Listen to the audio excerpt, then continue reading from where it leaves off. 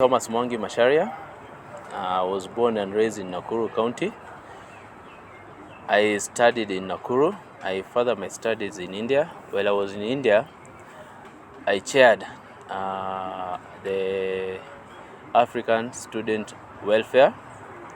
The reason why I'm going for the senatorial seat is because Nakuru now being a seat, the allocations of revenue they tunapewa from the national government to the county government. We have seen there's a lot of waste of resources, like you can see, like Apple PGH, there's a building that was built by the previous county government, which is now it's at hold, and the new one, the current county government may build another one, which that's inaonyesha there's a waste of resources. If we tap those kind of resources to be utilized in a proper way, Nakuru can be a very good, very potential city where we can invite investors to invest. Another thing, through youths, you can see like right now, youths and women, we are majority in unemployment, and I think through parliament, if I can table a bill that will help any investor mwenye anakuja kuinvest in our Nakuru County, at least 70% of the workforce can go to the local people. Another thing, healthcare. We have seen through the corona, the way our healthcare system, it was not in a good shape, but there's a potential that we can use, we can contribute in the health system, where we can focus in a lot of equipments, facilities, medicine. Also we can focus on the cancer center, because ukiangalia saizi, if you want to book for the chemo cancer treatment, there's a lot of queue enye you have to wait. But if we invest in the cancer facility, we can reduce the queue and we can improve in our health. Nakuru County, majority of the population, they're in agriculture, and we can put more resources in agriculture, because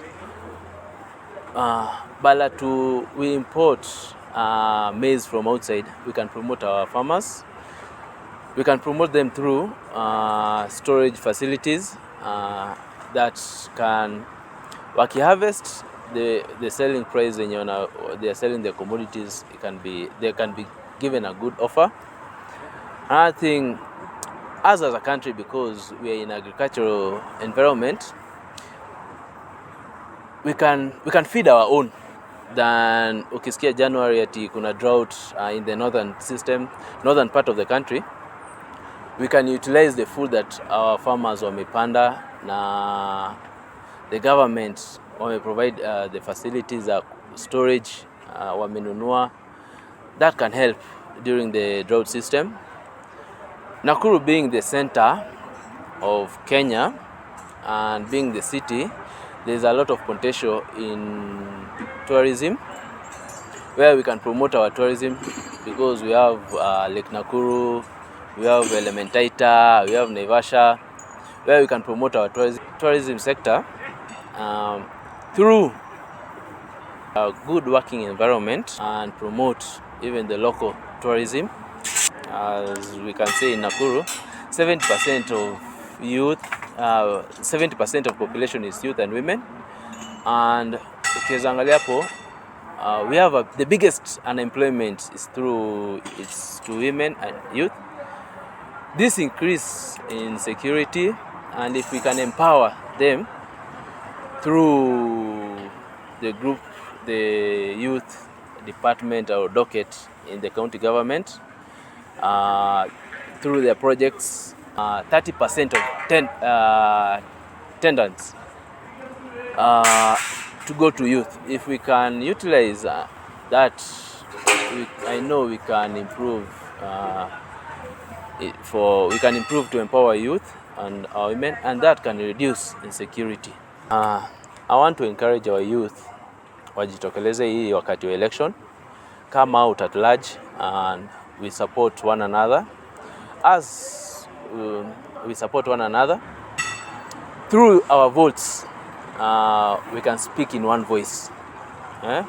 We can speak in one voice. We want a better government. We want a better Nakuru County that can support everybody, being a youth, being a woman, being an elder person, to bring a good environment. Another thing I want to encourage the people of Nakuru, it's not about the political party, it's about the person you want to employ in that seat. Mwenye atakufanyia kazi na mwenye atakuwa accountable na kazi yenye umempatia. I want to encourage our Nakuru people.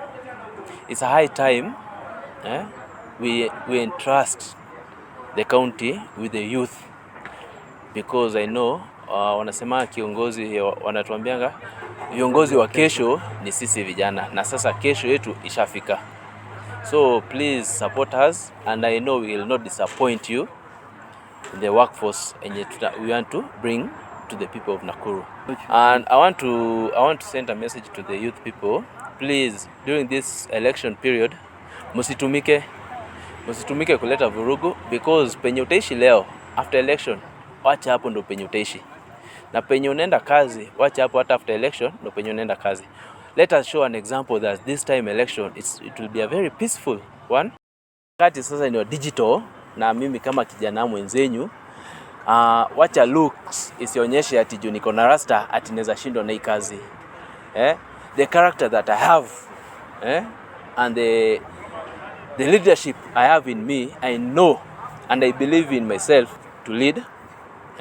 And wazee kutupea mawaida tutakataa. It's a time for the youth to lead, but also to be guided with our elders.